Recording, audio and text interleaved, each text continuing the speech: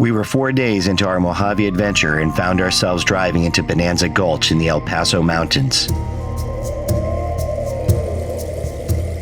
This mountain range is a remote wilderness that gold seekers first passed through in the 1840s on their way to the mother lode in the Sierras, but then later returned when the Sierras were overcrowded and gold harder to find. Some sought gold, but others found riches in the ashes of ancient volcanoes as they began mining the pumice deposits located here.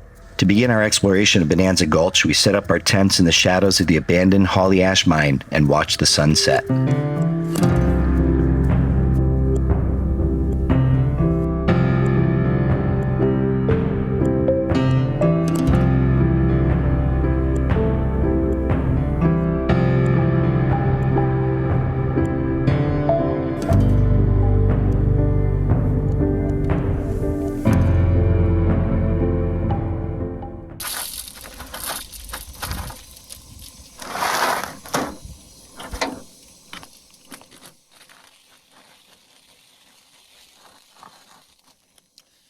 Last night was a much warmer night than the night before, and it made it seem like it was just a warm night, so we slept really well.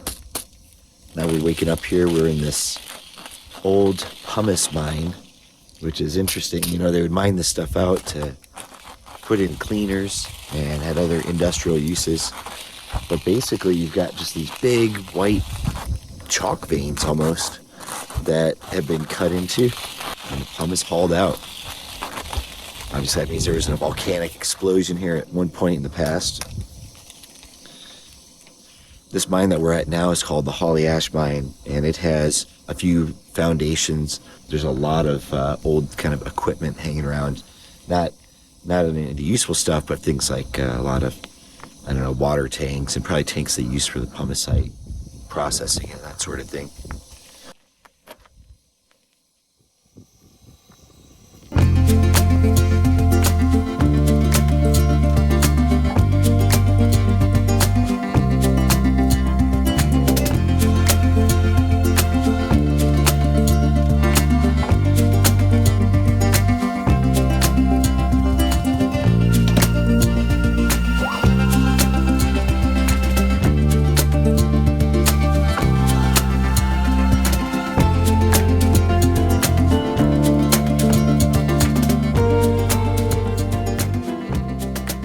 Pumiceite mines are, kind of neat little things.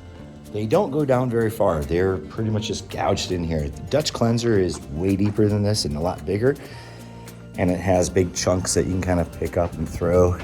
These guys have a 7-hour drive ahead of them, so we may not hit Dutch cleanser today. The kids played around in the mines a bit, and I, of course, had to drive the Jeep into one of the tunnels before we said goodbye to our friends and struck off on our own to explore Bonanza Gulch.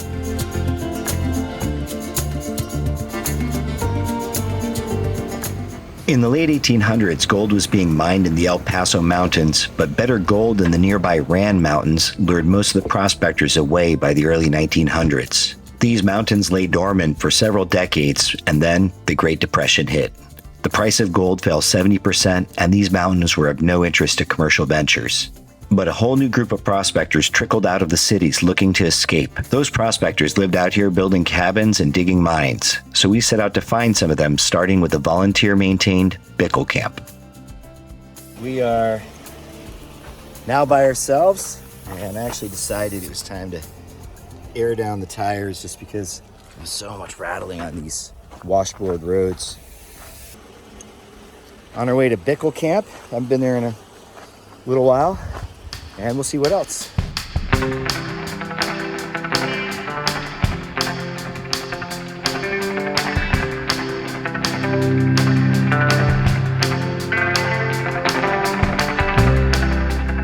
do you see up ahead, bro? Another cabin. Nice. That one has a flag flying. I think there's... Well, this one is Bickel Camp, and so when we were here before, there was nobody living there, but people are caretakers for it too. What's caretaker? Like they take care of it, they live out here.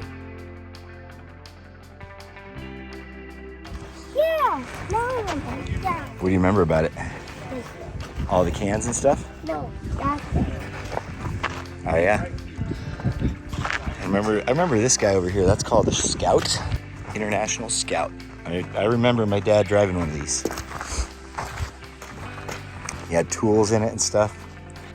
Walt Bickel moved out here in the 30s and built his cabin, living in it and working his mining claims for 50 years. In 1986, this canyon had become lawless, and the Bureau of Land Management decided to close down all the squatters that weren't out here actually mining their claims. On the very same day that the inspectors were scheduled to come survey his land, Walt had a stroke, and the survey never happened. He lived for a few years after, long enough to see his friends successfully petition BLM to declare his camp a historic site.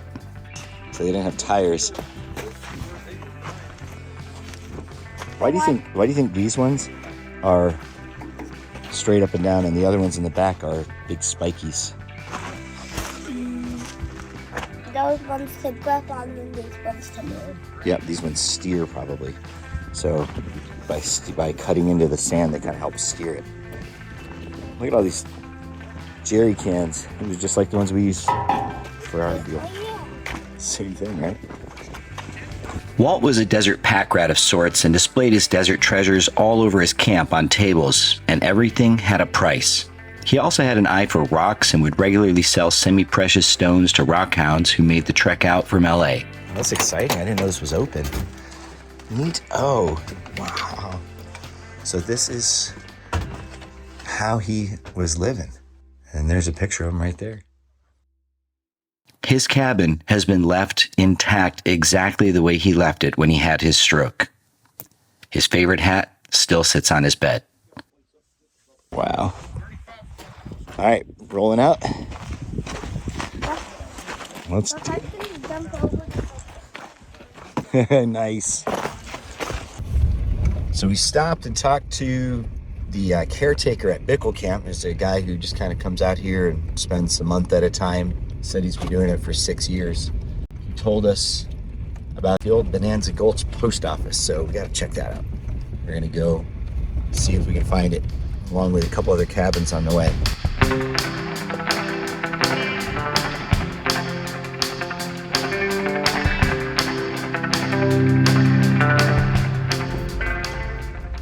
So as we're driving along, I looked off to the side and I could see this other cabin, which I don't know anything about, and so decided it was time to come check it out. Pretty cool. Let's see. Go have a look. Where do you think the door is? So got no windows. Random shoes. This place is a wreck. I mean, I guess you could stay here if it was super windy, but I probably wouldn't even hang out too much, you know?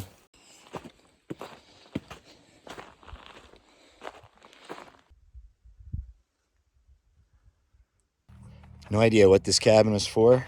It could definitely be rehabbed into something cool, but man, there's so much broken glass, shot up stuff around here that it would be a major cleanup. And it's also remote enough that probably not a lot of people are going to come hang out here, but that's one of those things where you see it, you wonder who lived there, you wonder what it could be turned into, and it just looks cool. So I'll see if I can find out more about this when I get back home and get some service online, Google. But a lot of times you won't be able to find something like this at all.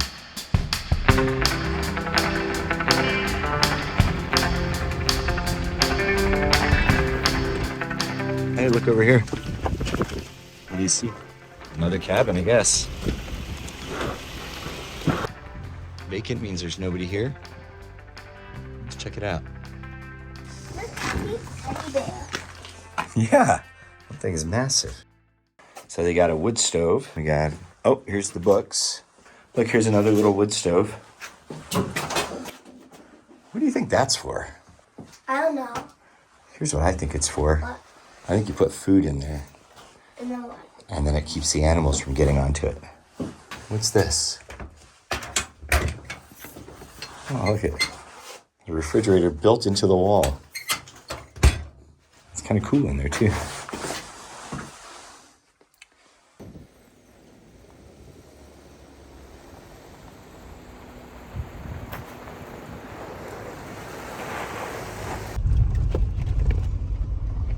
See it, Brody? Not the This looks more like a cabin than a post office. Sears cabin.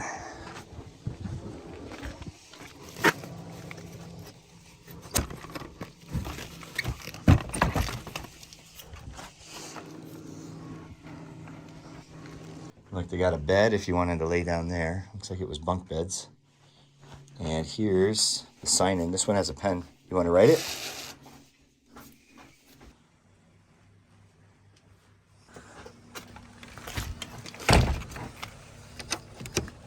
Is there an outhouse on this one? I didn't see. Oh, yep. I lost it. I just always like to know if there's an outhouse in case, you know, we're going to come out here and hang out. All right, let's go find the post office.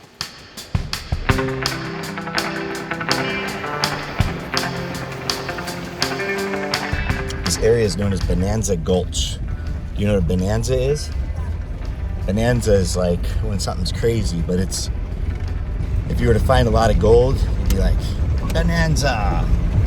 So all these cabins were people that were out here looking for gold. And there were so many miners that they actually opened up a post office, and that's the building that we're going to look for next.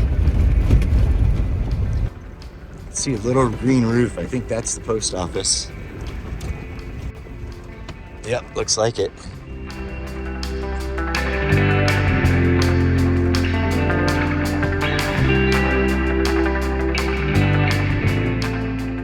Let's go inside. I mean, it's got a couple beds. This could be a spot to hang out. Just have like a propane fire or something out of the wind, and then camp right around it.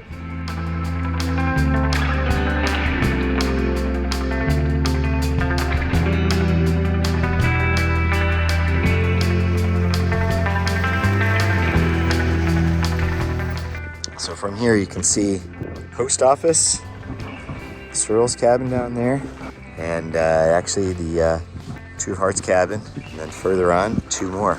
Neat trail. Back over there is the ash mine. That one that you're looking at way up there is the Old Dutch Cleanser. Well, it's that time of the adventure. Airing up the tires. That was kind of fun, you know, hanging out, checking out Bonanza Gulch. Don't know how I never went to that one before, but now we've been, and it was cool, and we'll be back. So every time I come out here, there's something that I just didn't expect to see. That's what I love about this place.